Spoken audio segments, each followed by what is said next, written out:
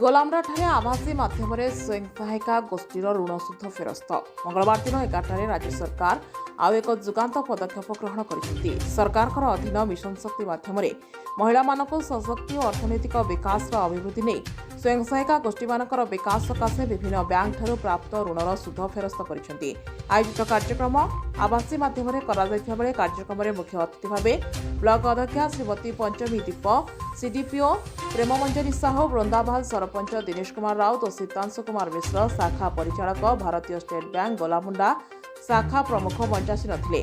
गोष्ठी उन्नयन अधिकारी अक्षयमिता कार्तिक कार्यक्रम अध्यक्षता करथिबा तार उद्देश्य गुरुत्व विषय बुझाइथिले। गोलामुंडा ब्लॉक अंतर्गत 436 स्वयं सहायिका गोष्ठी मानकु विभिन्न बैंक माध्यम आनिथिबा ऋणर सुध 19,70,892 टंका सरकार फेरस्त करथिबा जणा पड़िछि। मो ना होछि सीतांशु कुमार मिश्र मु गोलामुंडा ब्रांच मैनेजर हिसाब से डिसेंबर मास जॉइन करिछि।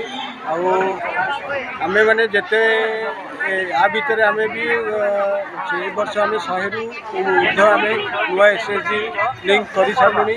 आम पाखे लगभग आम 200 रु 250 पाखापाखि एसएसजी लिंक अकाउंट अच्छी।